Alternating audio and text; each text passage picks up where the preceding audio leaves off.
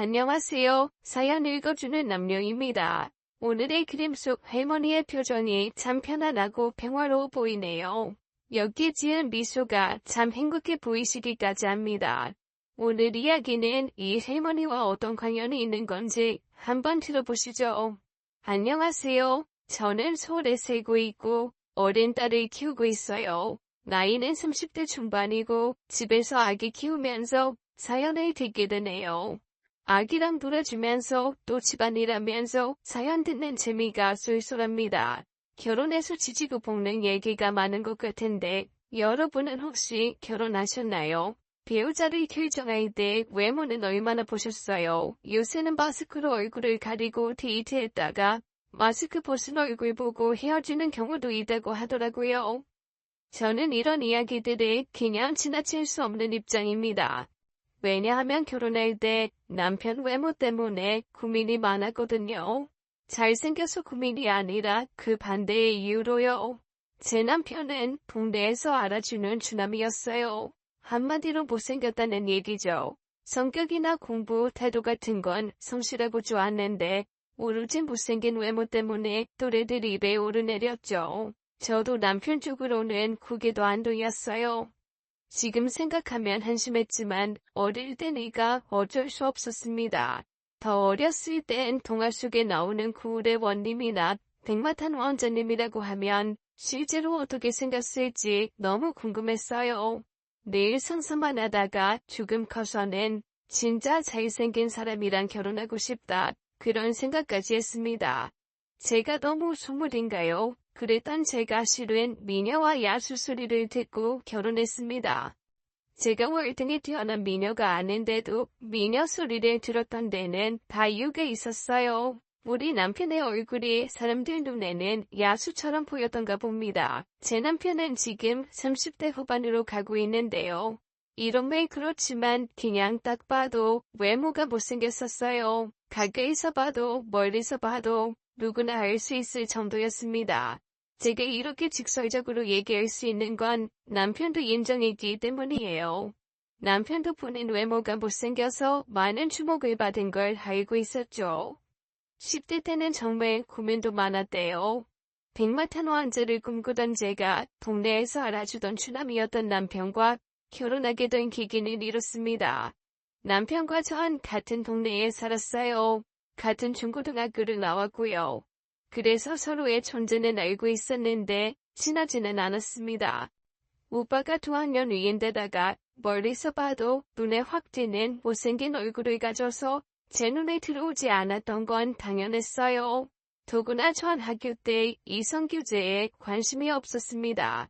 교복 입은 애들끼리 손잡고 다니거나 놀이터에서 민망한 짓 하다가 걸리면 정말 이해가 안 됐죠. 한심했던 것 같아요. 남편과는 고등학교 때 딱 한 번 정면으로 마주친 적은 있어요. 어느 날 학교를 마치고 집에 가려고 버스를 탔는데 지금의 남편이 저를 계속 쳐다보더라고요. 진짜 기분이 나빴습니다. 아까도 말했던 것처럼 교복 입고 다니는 학생이 이성교제하는 걸 싫어하기도 했지만 오빠의 외모가 마음에 안 들어 거부감이 컸던 것 같아요. 사람을 너무 대놓고 쳐다보니까 더 불쾌했고요. 그래서 그 사람한테 가서 물었습니다. 저한테 할 말 있으세요? 왜 자꾸 쳐다봐요? 아니요. 아무것도 아닙니다. 그때 남편은 대답도 제대로 못하고 엄청 당황해하더니 내릴 것도 아닌데 버스에서 내리더라고요. 같은 동네에 살았기 때문에 늘 같은 버스 정류장에서 내렸는데 막 호둥지둥하는 게 눈에 보였습니다. 같은 곳에서 내리면 됐었는데 남편은 너무 창피했던 거죠. 전 그 모습이 정말 우습다고 생각했고 마음에 두지도 않았어요. 그 후 전 열심히 공부를 했고 대학에 입학했습니다. 대학생이 되자마자 저는 신나게 연애를 시작했어요. 과에서 친구들이랑 하는 과팅도 하고 소개팅, 미팅 별거 다 했죠. 남자 보석이어서 한 미친 사람처럼 연애를 신나게 했습니다. 그런데 한 가지 잘못한 게 있었어요. 무조건 남자 인물만 보고 연애를 한 게 큰 실수였죠. 외모가 번듯한 이상형들만 만나서 연애를 하다 보니까 나쁜 남자를 많이 만나게 되더라고요. 자기만 아는 바람둥이에다가 돈도 한 푼도 안 쓰면서 대접만 바라는 그런 애들이 많았어요. 종류별로 최악의 남자들을 만나게 됐습니다. 앞에서는 사탕발림으로 좋은 얘기하고 뒤에서는 여러 여자 만나고 다니고 심지어 제 친구까지 사귄 남자애도 있었어요. 만나주는 것만으로도 고맙게 생각하라는 투였죠. 전 공부만 잘했지 순진하기도 했고 남자 얼굴만 보고 사귀는 바람에 아주 별거를 다 당했습니다. 대학교 1, 2학년 때 그러고 돌았더니 연애라는 것에 관심이 뚝 떨어지더라고요. 하루는 친구가 저한테 물었어요. 지연아, 소개팅 할래? 절대 싫어. 나 이제 남자 절대 안 만나. 왜? 왜라니? 난 네가 신기하다. 어떻게 연애를 그렇게 오래 할 수 있어? 내가 만난 남자들은 다 최악이었어. 더 이진 못해진 게 전체의 한이다. 그거야 네가 얼굴만 보고 남자를 만나니까 그렇지. 생긴 건 보통이라도 착하고 좋은 남자 만나. 너무 외모만 보니까 그런 부작용이 생기잖아. 싫어. 나 이제 연애 안 할 거야. 소개팅은 더더욱 안 해. 나 이제 3학년이고 취업 준비할래. 연애는 하기도 싫다. 남이 연애하는 것만 봐도 심부리 올라올 정도야. 한마디로 인물값하는 남자들을 만난 부작용을 심하게 겪었어요. 그래서 연애에 담을 쌓고 취업 준비를 하기로 했죠. 결과는 대성공이었습니다. 제가 원하고 가고 싶던 직장에 취직을 해서 사회생활을 멋지게 시작할 수 있었어요. 처음 회사에 들어가면 정신이 없잖아요.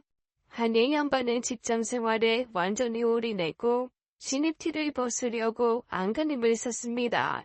퇴근하면 잠에 굴러떨어지기 쉬웠고 친구들도 가끔만 만났어요. 그러다가 회사 생활에 여유가 생기고 주변을 돌아볼 수 있을 때 한 친구에게 뜻밖의 연락을 받았습니다. 지연아, 잘 있었어? 미순아, 웬일이야? 있잖아, 너 혹시 사귀는 사람 있어? 아니, 없는데 왜? 너 남자 좀 만나볼래? 소개팅 해준다고? 나 싫어. 학교 때 연애 많이 해봤잖아. 그때 질려버렸나? 어째 연애가 안 땡긴다. 소개팅은 더 싫어. 어색하고. 미선이는 제 말을 듣고 웃었습니다. 잘생긴 애들 인물값 한다는 말 진짜지? 근데 그때가 언제였냐? 대학 3, 4학년 때도 솔로였고 직장 다니면서도 남자 안 만났으면 거의 3년 넘게 혼자였네. 한 번 만나봐. 내가 언제 이런 부탁한 적 있어? 어떤 남잔데 그렇게 만나보라고 소화야? 궁금하면 한번 만나봐. 주말 하루 소개팅하는 거 괜찮잖아. 어차피 약속도 없어서 집에 있을 거 아냐. 친한 친구가 하도 그러니까 끝까지 거절하기도 어렵더라고요. 알았어. 그럼 한번 해보지 뭐. 언제 어디로 나갈까? 혹시 이번 주 토요일에 시간 돼? 지하철역 앞에 새로 생긴 커피숍 있지? 거기로 4시까지 나올래. 전 친구의 간곡한 부탁에 생각도 없던 소개팅을 하게 됐습니다. 미선이가 이런 적은 처음이었어요. 얼마나 괜찮은 남자길래 저렇게 간절하게 얘기하나. 솔직히 호기심도 생겼습니다. 전 안 입던 치마도 입고 구두도 챙겨 신고 룰루랄라 나갔어요. 오랜만에 소개팅을 하니까 또 기분이 새롭더라고요. 친구 말대로 전 거의 3년 넘게 남자친구가 없었고 20대의 좋은 시기를 공부와 취업으로 다 보낸 거였어요. 이제 회사 생활도 익숙해지고 신나게 연애 좀 해볼까 그런 생각에 나가는 발걸음이 가벼웠죠. 카페에 막 잠겨 있어 보니까 제 친구가 보였습니다. 그 자리에 남자는 아직 안 나왔더라고요. 지연아, 여기야. 약속 시간 10분 전인데 빨리 왔네. 나 약속 잘 지키는 거 알잖아. 그 사람은 안 나왔어? 왜 힌트도 안 줘? 이름이나 직업 그런 것도 하나도 안 알려주고. 아직 학생이야. 군대 갔다 와서 보겠대. 있잖아 지연아. 또 이제 남자 얼굴 안 보지? 남자 힘을 다졌다가 엄청 힘들었다며. 안 봐. 절대 안 봐. 인물값 하는 애들 너무 이기적이고 피곤해. 아쉬운 게 없는지 자기밖에 모르더라고. 오늘 만날 그 사람 내면이 되게 꽉 찬 사람이야. 전처럼 인물만 보지 말고 사람 인성을 좀 보면 좋겠다. 내 말 무슨 말인지 알지? 만나지도 않았는데 무슨 소개를 그렇게 거창하게 해. 너 오늘 좀 이상하다. 아니, 그냥 그렇다고. 나 화장실 좀 다녀올게. 혼자 기다리고 있어. 그리고 친구는 화장실에 갔어요. 전 설렘 반 기대 반으로 오늘 만난 남자를 기다렸습니다. 이상하게 가슴이 떨리더라고요. 그 사이에 저쪽에서 굉장히 익숙한 얼굴이 나타났습니다. 그 얼굴은 절대로 잊을 수 없는 동네에서 못생기기로 소문난 그 오빠. 제가 고등학교 때 버스에서 왜 쳐다보냐고 면박을 준 그 사람이었어요. 여전하구나 저 오빤. 하나도 안 변했네. 이름이 봉구라고 있었나? 이름마저 특이해서 잊을 수가 없는 사람이었습니다. 그러나 저와 상관없는 사람이라서 무심하게 보고 말았죠. 당연히 다른 약속이 있을 거라고 생각했어요. 그런데 그 남자가 점점 제 자리로 오는 거였습니다. 왜 여기로 와? 저는 시선을 피했습니다. 그런데 점점 봉구 오빠가 가까이 오는 게 느껴졌어요. 그 사람이 옆자리에 앉을까봐 너무 신경이 쓰이더라고요. 제발 빨리 지나가라 하고 있는데 글쎄 그 사람이 저한테 말을 걸었습니다. 이 최지연 씨? 네? 네. 저기 혹시 소개팅 나오셨죠? 미선이 소개로? 네? 전 경악했습니다. 설마 했는데 정말 제 소개팅 상대는 못생기기로 소문난 동네 오빠 김봉구였던 거였어요. 저 아시죠? 네? 네. 저는 속으로는 엄청 충격을 받았지만 티내지 않으려고 무지하게 노력했어요. 순간 오만가지 생각이 다 들더라고요.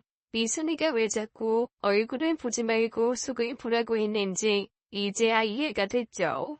봉구 오빠는 옛날이나 지금이나 똑같이 외모가 말이 아니었습니다. 더군다나 군대 가서 고생을 얼마나 했는지 피부도 까맣게 타고 머리도 이제 막 자라고 있었죠. 같이 앉아 있기 창피할 정도로 오빠의 외모는 나쁜 쪽으로 튀었습니다. 지나가는 여자들이 쳐다보고 수근거리더라고요. 저 잠깐 화장실에 좀 다녀올게요. 미순이가 거기 있거든요. 잠시만요. 저는 화장실에 간다고 하고 도망쳤습니다. 그러나 미선이는 머리카락 하나 찾을 수 없었어요. 저한테 거짓말을 하고 도망간 게 분명했습니다. 전 너무 화가 나서 전화로 막 따졌죠. 야, 박미선, 너 진짜 이러기야? 저 사람 김봉구잖아. 이름 기억하는구나. 하긴 기억 못할 수가 없지. 외모도 이름도 개성이 넘치니까, 그치? 저 사람을 소개시켜주면 어떡해. 내가 말했잖아. 외모는 이제 그만 보고 내면을 보라고. 봉구 오빠 속이 꽉 찬 사람이야. 그래도 그렇지. 너무 심하잖아. 뭐가 심해. 그 오빠 되게 좋은 사람이야. 네가 일리아냐한테 남자 얼굴만 보고 만났다가 얼마나 고생했냐. 나 만나서 얼마나 하소연하고 울고 그랬어. 야, 그건 그거고. 난 싫어. 집에 갈래. 그러지 마. 봉구 오빠, 우리 오빠 친한 친구인데 내가 오래 봐서 잘 알아. 엄청 친구기야. 제대하고 우리 집에 놀러 왔는데 날 보고 널 소개해달라고 하더라. 봉구 오빠 예전부터도 좋아했대. 군대 갔다 와서 사람이 변했는지 엄청 당당하게 말해서 나도 깜짝 놀랐다니까. 좋아하거나 말거나 내 스타일 아니라고. 그렇게 친구기면 네가 사귀면 되잖아. 야, 봉구 오빠가 좋아하는 사람은 넌데 내가 왜 사귀냐? 난 남자친구도 있잖아. 날 봐서 오늘 한 번만 차 마시고 가능하면 밥도 먹고 좀 그래주라. 이왕 만난 거니까 좋은 시간 보내봐. 또 주말이잖아. 됐어. 너 빨리 안 와? 너라도 있어야지. 나 지금 차 타고 이동 중이야. 나 오늘 여행 가. 남자친구랑. 지연아, 봉구 오빠랑 좋은 시간 보내. 너 오늘 무지 이쁘더라. 야, 박미선. 미선이는 얄밉게도 전화를 끊었고 전 어쩔 수 없이 다시 자리로 돌아갔어요. 얼마나 화가 나는지 미선이에게 당장 따지러 가고 싶을 정도였습니다. 많이 놀랐지? 조금요? 그동안 잘 지냈니? 네. 어차피 이렇게 된 거 커피나 마시자 싶었습니다. 마주보고 어색한 대화를 나누는데 미선이 말대로 봉구 오빠는 제 앞에서 엄청 당당하더라고요. 고등학교 때 제가 왜 쳐다보냐고 쏘아보았을 때 내리 정류장도 아닌 곳에서 황급히 내리던 사람이 아니었죠. 넌 고등학교 때랑 그대로인 것 같아. 여전하구나. 그렇죠 뭐. 오빤 군대 언제 제대했어요? 그때였습니다. 제 뱃속에서 유난히 크게 고르륵 소리가 났어요. 아까 비선이에게 연락을 화냈더니 수화가 다 됐는지 주책맞게 그런 소리가 나서 너무 창피하고 얼굴이 화끈거렸죠. 봉구 오빠는 웃으면서 묻더라고요. 저녁 먹으러 갈래? 이 근처에 괜찮은 스테이크 집 있는데 이 스테이크 좋아해? 네, 좋아해요 스테이크. 그럼 지금 가자. 이왕 이렇게 된 거 배도 고프고 해서 밥이나 얻어먹고 빨리 헤어지자 싶었습니다. 사실 미선이와 미선이 오빠 때문에 봉구 오빠한테 함부로 대할 수도 없었어요. 대입 준비할 때 미선이 친오빠가 소개해준 과외 선생님한테 수학을 배웠거든요. 덕분에 점수가 많이 올라서 제가 많이 고마워하고 있었습니다. 미선이 친오빠를 생각하면 봉구 오빠에게 함부로 할 수가 없었어요. 전 봉구 오빠랑 카페를 나섰죠. 길을 걷는데도 누가 볼까봐 엄청 신경 쓰이더라고요. 식당에 앉아서는 가장 구석자리로 가서 앉았습니다. 어쩔 수가 없었어요. 봉구 오빠랑 같이 있는 걸 누가 보는 게 너무 싫었습니다. 친구가 우리를 보기라도 하면 그날로 소문은 쫙 퍼질 게 분명했죠. 뭐 먹을래? 먹고 싶은 거 골라봐. 전 안심 스테이크요. 랍스터 같이 나오는 걸로 먹을게요. 전 일부러 제일 비싼 메뉴를 시켰어요. 오빠는 이것저것 더 먹고 싶은 거 없냐고 묻더니 주문을 하더라고요. 봉구 오빠는 정말 시종의 일관 남자답고 당당했어요. 신기한 게 가까이서 보니까 못생긴 얼굴도 봐줄만 했습니다. 그리고 전 오빠와의 대화에 빠져들어갔어요. 말을 되게 잘하는 사람이더라고요. 회사는 다닐만해. 좋은 회사 들어갔다고 미선이한테 얘기 들었어. 학교 때도 공부 잘하더니 이 졸업도 전에 취업까지 하고 대단하다. 다들 칭찬 많이 하던데. 목표가 확실했거든요. 꼭 하고 싶었던 회사라 열심히 노력한 것도 있었고 오빠는 부가가니까 어때요? 좋지. 적성에 잘 맞는 거에 진학해서 학교 가는 건 늘 좋아. 나도 하고 싶은 게 뚜렷해서 열심히 하고 있어. 그때 주문한 음식이 나왔고 오빠는 잠깐만 기다리라고 하더니 제가 먹기 편하도록 손수 고기를 썰어주고 배려를 많이 해주더라고요. 자기가 먹으려고 주문한 스파게티도 깨끗하고 예쁘게 덜어주면서 먹어보라고 했습니다. 냅킨도 챙겨주고 더 필요한 건 없는지 자상하게 물어보는데 전에 만났던 남자들과는 확실히 다르다는 생각이 들었어요. 저절로 옛날 생각이 떠올랐죠. 옆 학교 킹카였던 어떤 애는 저랑 만나면 늘 제일 비싼 걸 시켜 먹으면서 얻어먹으려고만 했고 모델 일을 하는 어떤 남자애는 저를 만날 때 지갑 자체를 안 들고 왔었어요. 그래서 봉구 오빠가 저한테 하는 행동 하나하나가 사실 많이 놀라웠죠. 남자한테 그런 대접받는 건 처음이었거든요. 그런데 제 안에서 이런 목소리가 들리더라고요. 야, 최지연 정신 차려. 구작 이런 매너 때문에 봉구 오빠한테 넘어갈 거야. 이 사람 얼굴을 보라고. 혹시라도 사귀게 되면 같이 다닐 수 있어? 친구들한테 소개해줄 수 있냐고. 전 깜짝 놀라 정신을 차렸죠. 봉구 오빠가 웃고 있었는데 아무리 봐도 이성으로서 호감은 안 생겼어요. 다정한 남자구나 그런 생각은 들었지만요. 전 밥을 열심히 먹었죠. 오빠는 그런저런 귀엽다는 듯 보더라고요. 어색해서 전 아무 말이나 했죠. 목표가 있다고 했는데 그 목표가 뭐예요? 나 전공이 조리과잖아. 특히 일식 좋아하고 잘해. 전문적으로 그쪽으로 연습해서 내 가게 낼 거야. 그게 네 꿈이야? 난 요리 진짜 못하는데 아직 라면밖에 못 끓여요. 넌 공부를 잘하잖아. 회사 다니는 거 재밌어? 완전 100% 만족해요. 저 진짜 가고 싶었던 곳이어서 합격하자마자 너무 신났어요. 지금도 잘 다니고 있고요. 공부할 것 많긴 한데 실만해요. 재미도 있고. 너 예전 모습 기억난다. 버스 정류장에서도 영어 단어 외우고 그랬잖아. 학교 끝나고 집에 갈 때도 손에 수첩 들고 다니면서. 그랬던 거 어떻게 알았어요? 사실 공부가 힘들지도 않았어요. 한번 정한 게 있으면 끝까지 하는 버릇이 있어서요. 멋있다 하, 지연아, 떡 부러지고 예쁘고 다 가졌네. 생각보다 저희는 얘기를 좀 오래 나눴어요.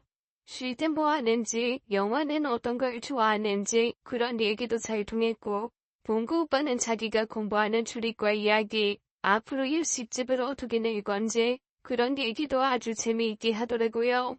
저도 회사일 얘기를 하다 보니까 시간이 금방 지나갔죠. 어느새 밤이 되었고 저희는 커피까지 다 마셨어요. 저는 슬슬 일어날 준비를 했어요. 오빠, 오늘 즐거웠어요. 이제 가볼게요. 지연아, 잠깐만. 헤이, 나 꼭 할 말 있어. 우리 한번 사귀어보자 않을래? 눈치챘을지 모르겠지만 나 고등학교 2학년 때 지연이 너희 보고 솔직히 반했어. 네? 우리 오늘 처음 만났잖아요. 만나서 얘기 나눈 건 처음이지만 나 고등학교 때부터 너 좋아했어.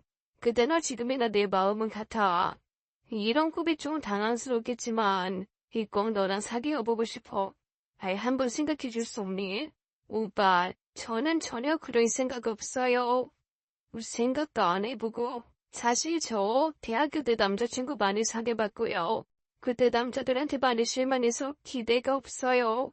그리고 오빠는 이성으로 한 번도 생각해본 적도 없었고 앞으로 그럴 계획도 없을 것 같아요. 지연아, 한 번만, 딱 한 번만 생각해주면 안 될까? 혹시 내 외모 때문에 그래? 그건 대답할 수 없어요.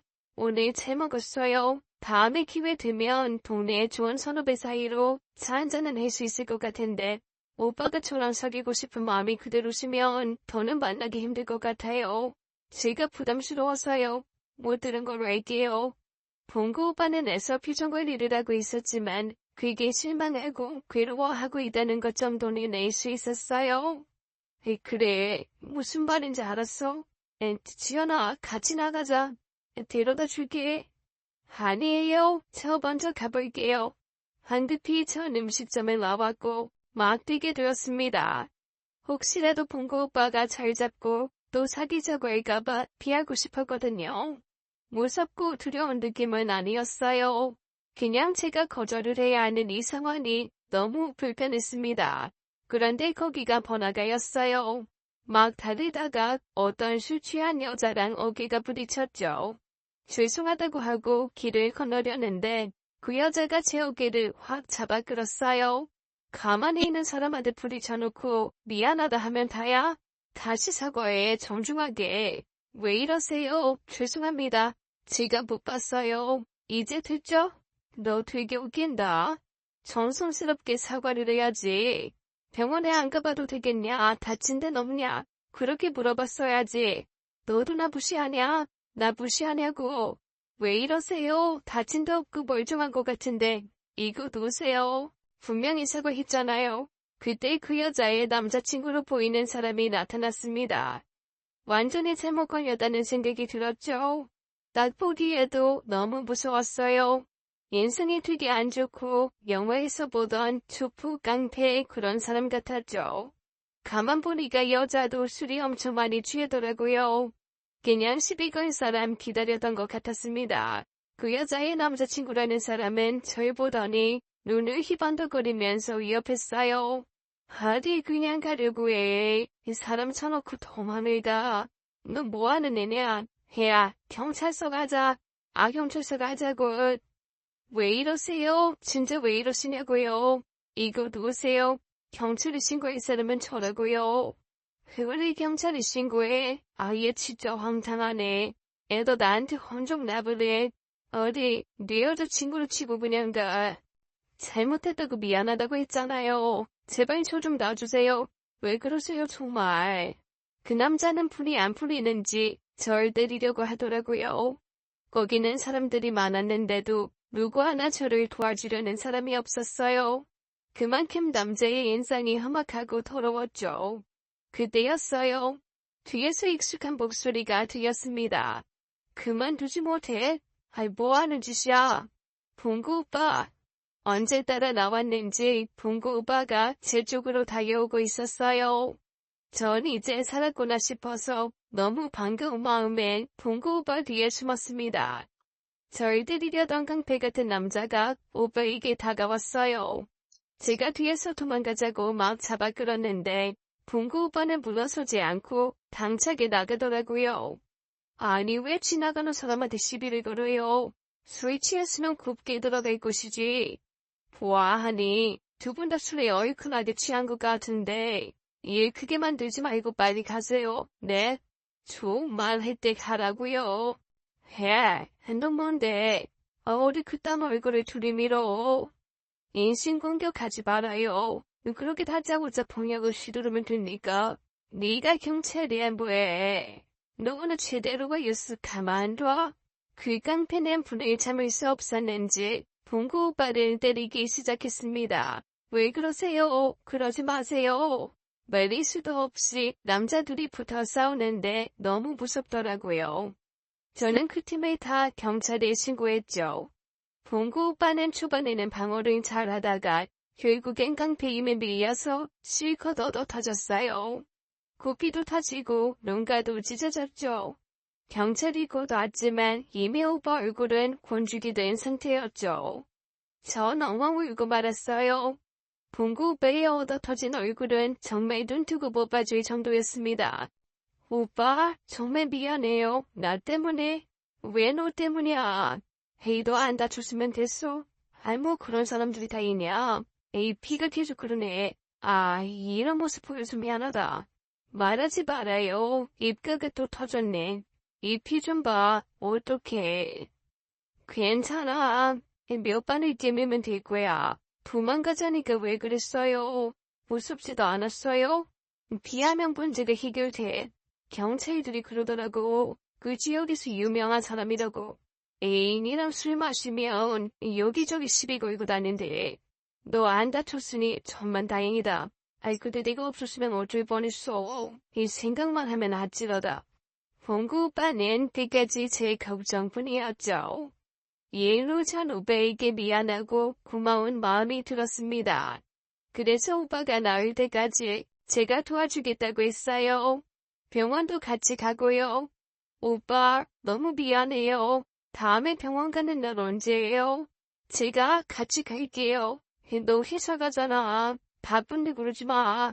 금방 나올 텐데 뭐. 마음만이라도 고맙다. 아니에요. 꼭 같이 가요. 안 그러면 내 마음이 안 편할 것 같아요. 그렇게 해서 봉구 오빠와 함께하는 시간이 많아졌습니다. 병원도 같이 가고 나간 뒤에 차도 마시고 밥도 같이 먹었죠. 그렇게 여러 번 만나다가 정이 들더라고요. 이순이 말대로 오빠는 속이 꽉 찬 사람이었어요. 오빠랑 얘기하다 보면 시간 가는 줄 모르겠더라고요. 무엇보다 저를 정말 위해주고 공주처럼 대해줘서 솔직히 감동받은 것도 있었죠. 결국 1,900을 받아들였고 오랜 사귀게 되었습니다. 봉구 오빠는 일식집에서 셰프로 일하다가 얼마 후에는 자기 식당을 냈어요. 그리고 오픈 전에 그곳에서 저한테 청혼을 했습니다. 이미 그때쯤 전 오빠에게 푹 빠져 있었기 때문에 당연히 승낙했어요. 결혼식 행진 풍경은 미녀와 야수를 방불케 했죠. 오빠는 결혼식 날이니만큼 외모를 멋있게 꾸몄는데도 워낙 개성 있는 외모가 가려지지 않더라고요. 엄마는 펑펑 우셨습니다. 사실 상견례 하기 전에 오빠가 우리 부모님께 인사를 드리러 왔을 때도 엄마는 속상해 하셨어요. 우리 엄마는 아버지 외모 보고 결혼하셨거든요. 저희 아버지 되게 잘생기셨습니다. 코도 오똑하고 눈도 부리부리하세요. 제가 사실 아버지를 많이 닮았죠. 결혼 전날에도 엄마는 막 속상해 하셨어요. 지연아, 너가 뭐가 모자라서 그렇게 못생긴 남자랑. 엄마 그만해. 무슨 얘기할지 다 알아. 그만한 남자 없어. 엄마, 그리고 이제 솔직히 봉구 오빠 못생겼다는 생각도 안 들어. 그래도 웬만큼 남자임을 좀 보지 그랬어. 그저 너 공주님처럼 떠받들어주니까 그게 좋아 결혼하는 거지. 맞아 엄마. 그런 남자 처음이었어. 앞으로도 없을 거고. 이제 엄마 성이니까 예쁘게 봐줘요. 결혼식장에 온 지인들은 미녀와 야수 커플이라고 웅성거렸어요. 그렇지만 제 귀엔 그런 소리는 하나도 안 들렸죠. 저는 행복한 결혼 생활을 시작했어요. 같이 살면서 남편은 저한테 더 잘했습니다. 제 말이라면 자다가도 정말 껌뻑 죽는 그런 사람이었어요. 여름밤에 자다가 에어컨에 애자만 나와도 벌떡 일어나 에어컨을 껐다가 켰다가 제가 못 잘까봐 엄청 신경을 써주더라고요. 전 남편이랑 살면서 입안에 혀처럼 군다는 말이 무슨 말인지 알게 됐어요. 점점 더 남편의 외모는 보이지 않게 됐습니다. 진짜 좋은 사람이라는 생각이 들었어요. 남편의 소개해준 비선이는 이런 얘기까지 했죠. 아무리 생각해도 봉구 오빠는 최고의 남편이야. 능력 있지, 너한테 잘하지. 그리고 생각해봐라. 네 신랑이 바람을 피겠니? 누가 네 신랑을 유혹이라도 하겠니? 지연이 네가 진짜 결혼은 잘했어. 야, 너 그거 칭찬이야 뭐야. 전 그렇게 행복한 날들만 계속될 줄 알았죠. 그러던 어느 날 남편이 사고를 당했습니다. 상상도 못했던 일이었어요. 그날은 남편이 평소보다 늦게 퇴근하는 날이었죠. 단체 손님이 오셨다 가셨는데 술자리가 늘어져 할 수 없이 문을 늦게 닫았다고 하더라고요. 제가 전화를 하니까 그때 막 시동을 걸고 있더라고요. 지금만 마감하고 가는 길이야. 먼저 자고 있지. 나 기다렸어. 평소보다 늦게 오니까 걱정됐지. 연락도 없고. 이제 출발한다고. 조심해서 와. 걱정하지 말고 자. 알겠지? 잠을 청하려고 누웠는데 가슴이 두근거리고 잠이 안 오더라고요. 거실에 나와 있는데 남편은 도착 시간이 한참 지나도 오지 않았습니다. 아니나 다를까 남편은 교통사고를 당한 거였어요. 위험한 순간에 남편은 순간적인 기지를 발휘해서 핸들을 꺾었고 다행히 치명적인 부상을 면할 수 있었습니다. 그러나 얼굴이 창문 쪽으로 부딪히면서 코뼈가 휘게 되었어요. 전화를 받고 전 미친 듯이 병원으로 달려갔죠. 전 남편 얼굴을 보자마자 껴안고 엉엉 울었습니다. 여보 괜찮아? 이게 무슨 일이야? 나 괜찮아. 아이 치연아 왜 이렇게 울어? 당신 못 보는 줄 알고 내가 얼마나 놀라는 줄 알아? 그러기 일찍 본다고 오지 그랬어. 당신 많이 다쳤을까봐 내가 얼마나 놀라는 줄 알아? 우리 남편 들끝 하나라도 다치면 안 된단 말이야. 전 눈물 콧물 쏙 뺐습니다. 의사말로는 다른 데는 괜찮고 코뼈에 금이 가고 휘었다고 하더라고요. 부기가 좀 가라앉은 뒤에 수술을 하기로 하고 남편은 입원을 했죠. 소식을 들은 친구들이 남편에게 전화해 그러더라고요. 이참에 코 높이는 수술도 하라고요. 그러나 남편은 이렇게 얘기했어요.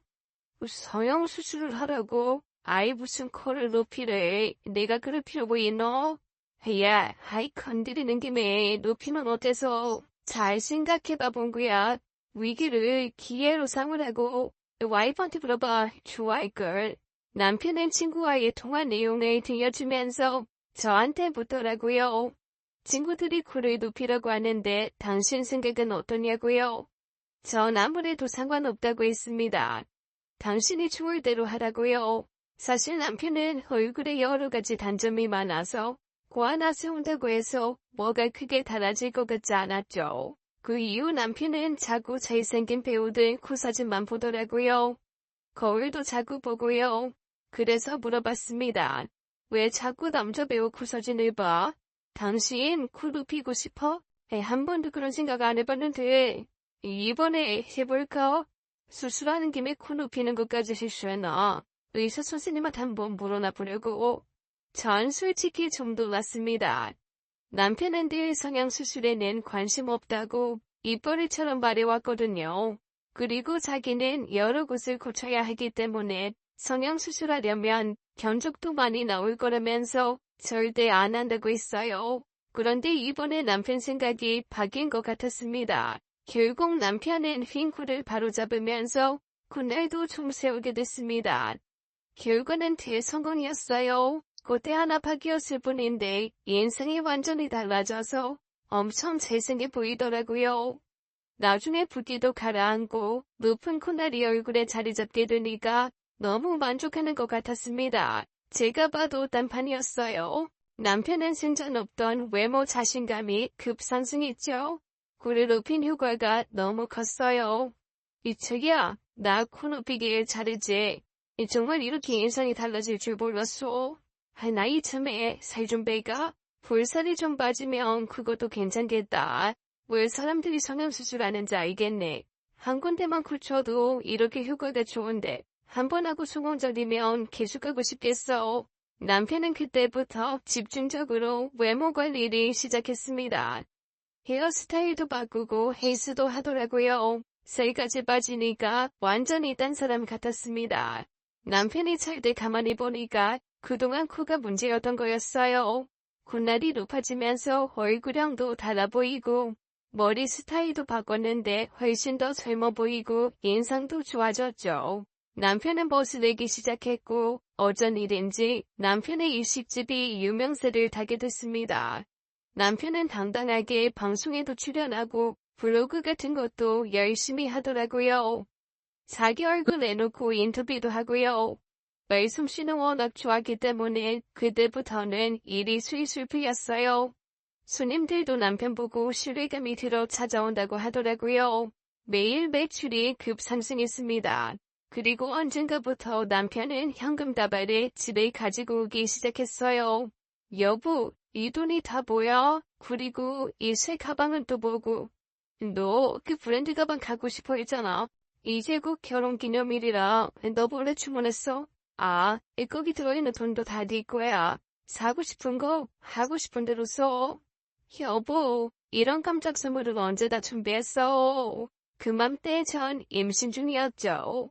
전 남편이 갖다주는 돈다발에 선물에 아주 행복했습니다. 엄마도 사위를 아주 좋아하셨어요. 우리 지연이가 시집 하나는 기똥차게 잘 갔구나. 김서방이 어쩜 이렇게 우리 딸한테 잘한다니. 남자 얼굴 하나도 볼 거 없다. 우리 사위를 보니까 알겠어. 어디 가서 자랑하면 어떻게 그런 사위를 얻었냐고 다 부러워하더라. 돈 잘 벌어. 아내한테 잘해. 처가에도 지극정성이고. 아유 이쁜 내 사위. 그러니까 엄마, 나 결혼하기 전에 왜 그랬어? 결혼 전날에도 남자 얼굴 좀 보지 그랬냐고 잔소리하고. 내가 얼마나 속상했다고. 취소하마 취소해. 이거 끓이곰탕 해온 거 김수방 뜨끈하게 데워서 줘. 장모님 정성이라고. 알았어? 그렇게 모든 게 순탄하게 흘러갔죠. 전 행복 속에 태교를 하면서 일식집 하는 남편 뒷바라지 하면서 지냈습니다. 어느 주말 전 남편과 함께 쇼핑몰에 들러 함께 쇼핑을 하고 있었죠. 거기서 친구를 만나게 됐어요. 우린 사귈 때도 봤고 제 결혼식에도 와줬던 친구였습니다. 반갑게 인사하고 헤어졌는데 다음날 전화가 왔어요. 그리고 그 친구가 한 얘기는 평온했던 마음을 뒤흔들어 놨죠. 지연아, 나 어제 깜짝 놀랐잖아. 너 다른 남자 만나는 줄 알고. 네 남편 옛날이랑 완전 딴판이던데. 같은 사람이라는 거 알고 진짜 놀랐어. 너무 잘생겨졌더라. 어디 살짝 고치신 거 맞지? 살도 좀 뺀 것 같고. 넌 별소리를 다 한다. 우리 남편 코를 다쳐서 수술할 때 좀 높인 것 뿐이거든. 이제 알겠어? 내가 왜 우리 남편 선택했는지. 인성의 능력에 이제 외모까지 다 갖춘 남자들 이거야. 너 그럴 때가 아니다. 남편 갑자기 외모 자신감 생겨서 딴 생각하면 어떻게 하려고. 딴 생각? 뭐, 전 같으면 네 남편 그런 생각 안 하겠지만 지금은 상황이 다르잖아. 게다가 또 임신 중이고 충분히 딴짓 할 수 있는 상황 아니야? 너 조심해. 넌 그게 임신한 친구한테 할 소리냐? 오랜만에 전화해서 참 좋은 얘기도 해준다. 우리 남편 그럴 사람 아니야. 화내는 거 이해해. 여태 그런 생각 안 해봤을 테니까. 근데 내 말 흉야 듣지 마. 인생 선배로서 충고해주는 거니까. 그 친구는 저보다 늦게 결혼을 했지만 남편 바람으로 이혼하고 재혼한 친구였어요. 자기는 재혼남도 크게 믿지 않는다면서 언제라도 이혼할 준비가 돼 있다고 입버릇처럼 말하던 애였죠. 그래서 거리를 두고 만나지 않고 있었는데 우연히 보게 됐고 기껏 전화해서 한다는 소리가 그런 얘기였습니다. 전 기분이 나빠서 전화를 끊었어요. 그런데 자꾸만 그 친구 얘기가 머리에 맴돌더라고요. 그때부터 조금씩 의심의 싹이 커지기 시작했습니다. 남편이 거울을 한참 동안 보면서 머리 만지고 화장품 바르면 괜히 의심스럽고 새 옷 근사하게 차려입고 나가면 누구 만나냐고 두세 번 더 묻게 됐죠. 한 번은 남편이 저한테 묻더라고요. 요새 왜 그렇게 궁금한 게 많아졌어? 아니 그렇잖아. 자기가 거울을 닳도록 들여다보니까 나보다 더 보는 것 같아서 그냥 혹시 좋은 일 있나 해서 그 노래도 부르고 기분 좋은 것 같길래 물어보는 거야. 좋은 일? 당신이랑 깨붙고 사는 게 좋은 일이지. 아이 참 자기야. 나 이름 김영할까? 이 잘생긴 얼굴에 봉구라는 이름 안 어울리지 않아? 근사한 이름으로 바꿔볼까? 됐네요. 당신 이름 봉구 난 좋아. 이름까지 바꾸면 너무 낯설 것 같다고. 얼른 출근하세요, 김봉구 씨. 알았어. 아이 와이프 말 들어야지. 나 출근한다. 지나치게 밝고 자신감 있는 모습이 어쩐지 영 찜찜했죠. 그러던 어느 날 산부인과에 들렸던 전 남편의 가게에 들렸어요. 연락도 없이 지나가다 간 거였고 당연히 남편이 있을 줄 알았습니다. 그런데 가게가 휑하더라고요. 무슨 일인지 손님도 없고요. 아무리 둘러봐도 남편은 안 보였습니다. 일하는 직원한테 물어봤더니 낮에 나갔다고 하더라고요. 어디 간다면 간다. 꼭 저한테 말을 하는 사람인데 뭔가 이상하다는 생각이 들었습니다. 이 시간에 사장님이 어딜 가실까? 나한테 말도 없었는데 몇 번 이 시간에 외출하셨어요? 전 되게 다녀오시는 줄 알았는데요. 몇 번이나? 네, 저한테 저녁 장사 준비시키시고 두세 시간 나갔다 오셨는데요. 할 사모님 모르셨어요? 가게를 나오는데 이상한 생각이 들더라고요. 그동안 남편 바람나지 않게 조심하라는 친구 얘기가 신경도 쓰였던 참이었죠. 남편이 요새 부쩍 외모에 신경 쓰고 실제로도 잘생겨 보이기 때문에 혼자만의 불안감은 더욱 커졌습니다. 전 그날 밤 남편한테 물었어요. 자기야, 오늘 오후에 어디 나갔었어? 부주방장한테만 가게 맡겨놓고. 헤이, 그럴 일이 있었어? 그럴 일? 아우, 피곤하다. 나 먼저 잘게. 내 식당에서 있었던 일을 미주알 고주알 저한테 이야기하던 남편이었기에 전 수상함을 느꼈죠. 평소보다 더 피곤해하면서 일찍 잠자리에 들더라고요. 그때 전 임신 중이었고 임신 중에 남편들이 바람을 많이 핀다는 누군가의 얘기를 듣고 예민해진 상태였어요. 전 당장 남편을 미행하기로 결심했죠. 남편이 낮에 가게를 비우고 어디를 갔는지 분명하게 얘기해줬다면 미행까지 하지 않았을 거예요. 그런데 어물거리면서 피곤해하고 일찍 잠자리에 드는 걸 보니까 딱 감이 왔죠. 이건 확인해볼 필요가 있다는 생각에 남편을 미행하게 된 거였습니다.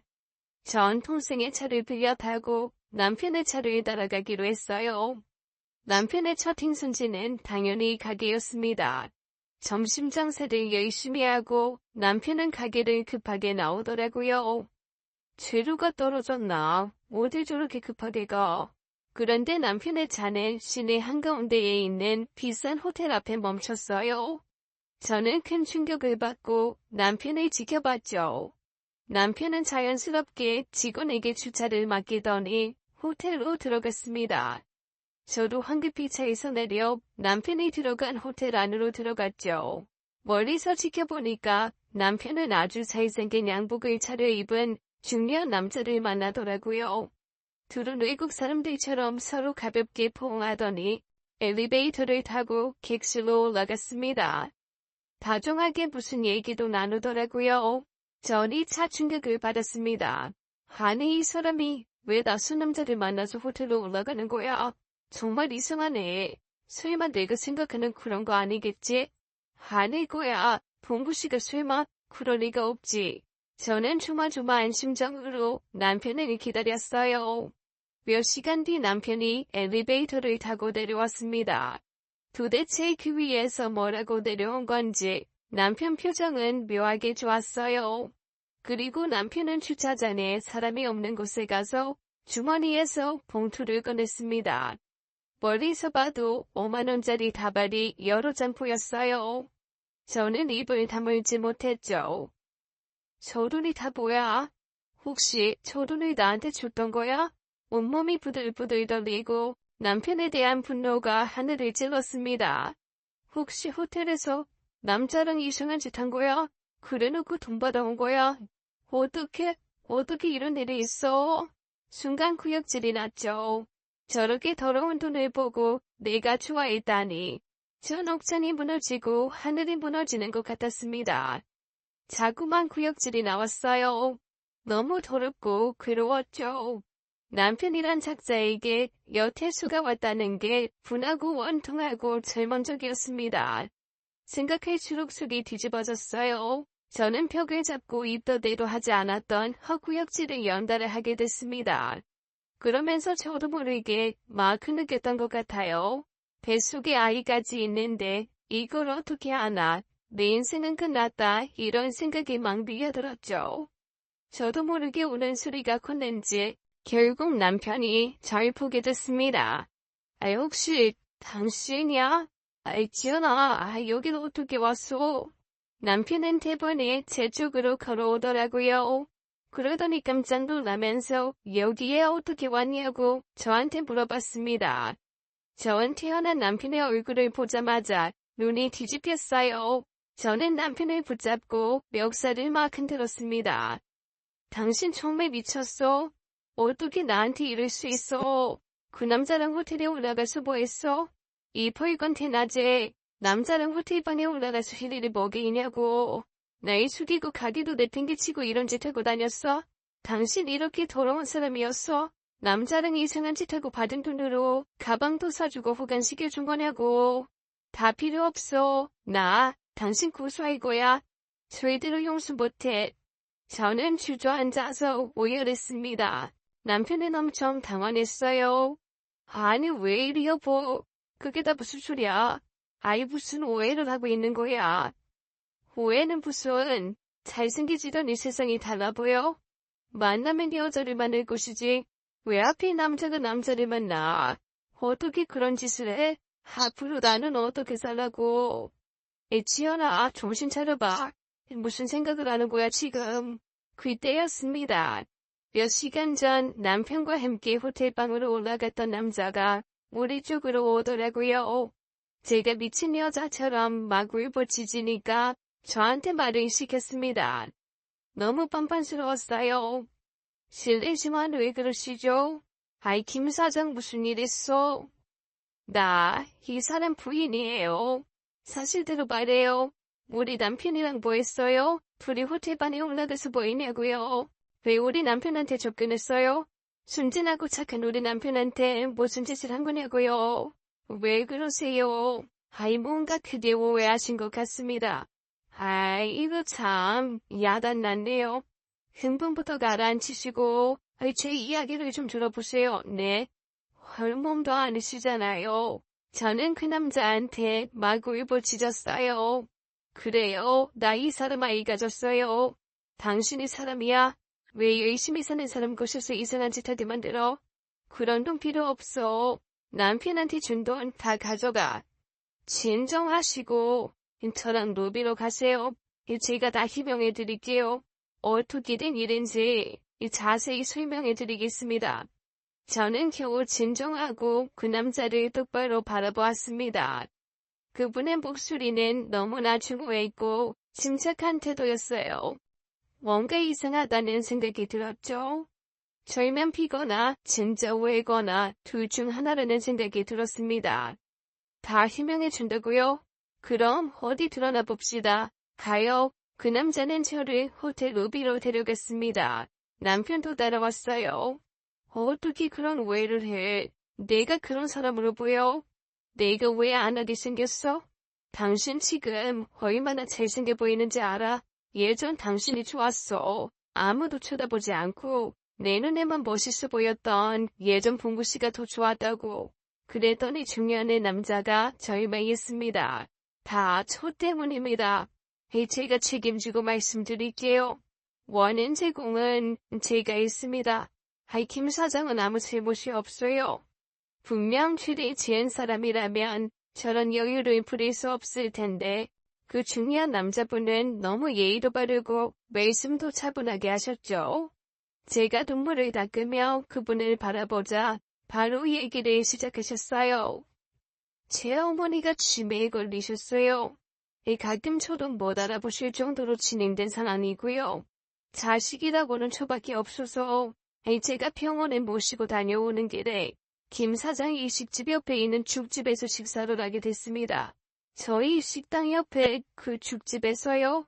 네. 어머니께서 흑임자죽을 드시고 싶다고 하셔서 가서 사드렸죠. 그런데 제가 잠깐 화장실 간 사이에 어머니가 사라지신 거예요.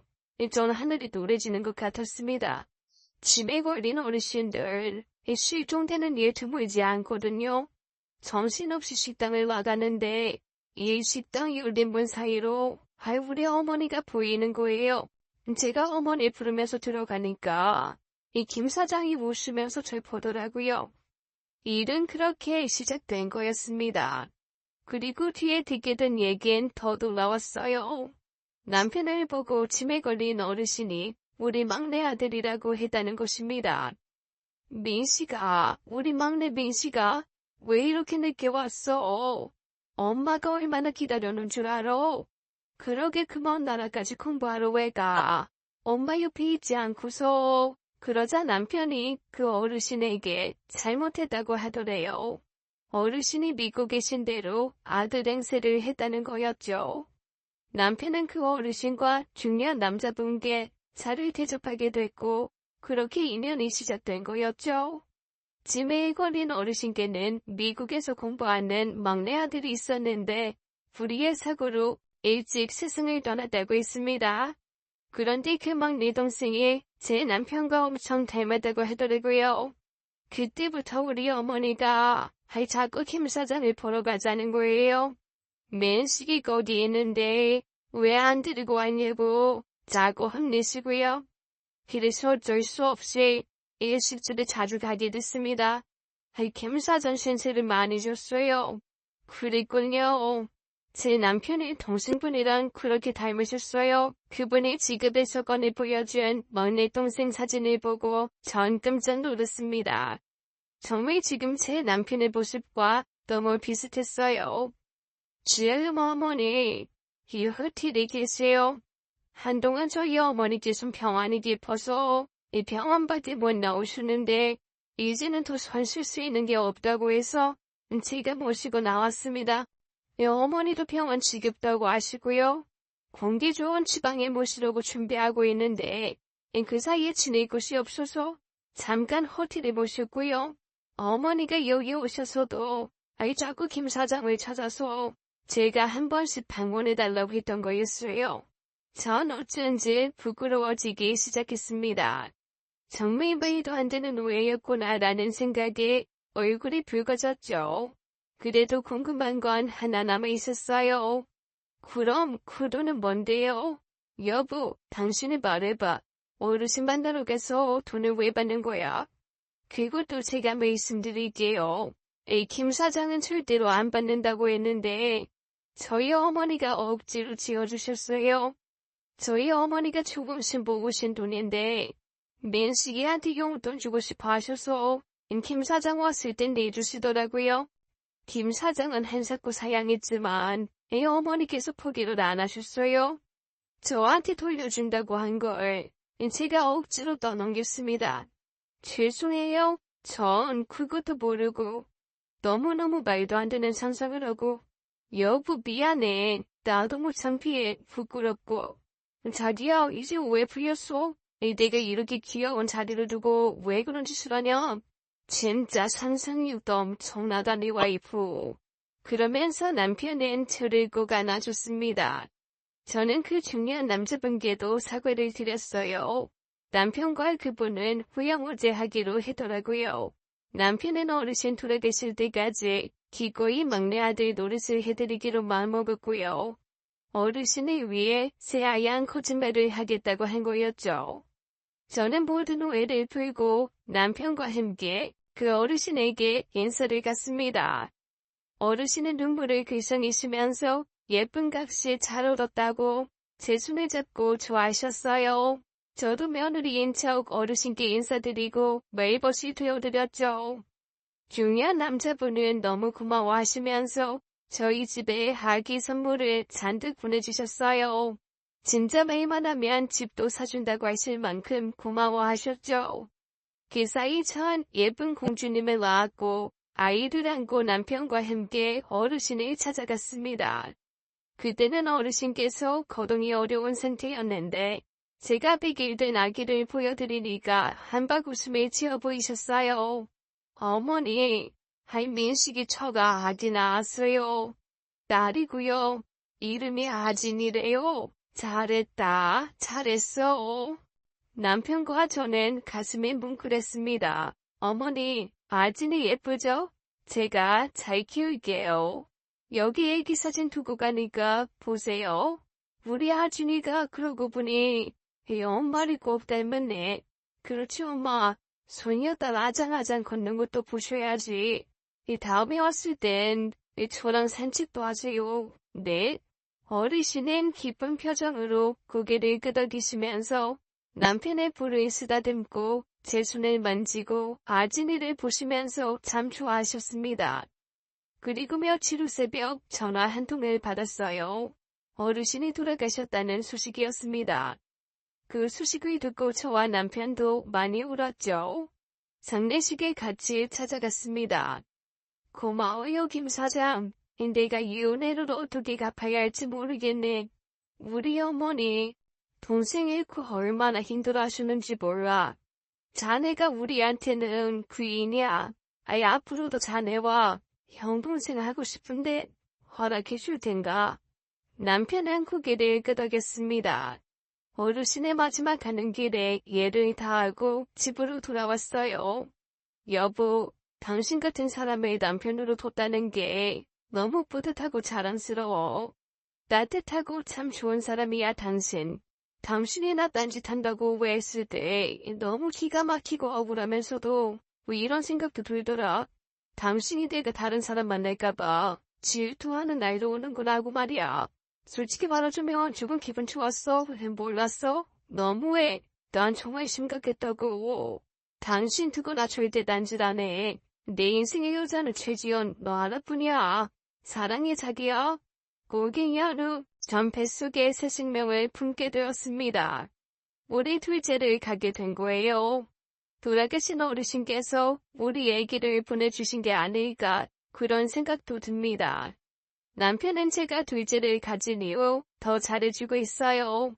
내 식구 사이 하면 집이 춥다고 저희는 더 큰 집으로 이사까지 하게 되었죠. 남편과 우리 딸 또 새로 태어날 아기를 생각하면 가슴이 뿌듯하고 정말 행복하다는 생각이 듭니다. 어때요? 저 결혼 잘한 것 같죠? 시작은 미녀와 야수였지만 지금은 미녀와 훈남의 조합으로 지금까지 잘 살고 있습니다. 오늘 이야기 어떠셨나요? 사연자분 정말 결혼 잘하신 것 같아요. 진흙 속의 진주를 알아본 사연자분이 부럽습니다. 그런데 오늘 사연으로 너도 나도 남편분 구수술 시키러 가겠다고 하시는 거 아닌지 모르겠네요. 농담이었습니다. 그럼 오늘도 행복하세요. 저희는 다음 사연으로 돌아올게요. 안녕.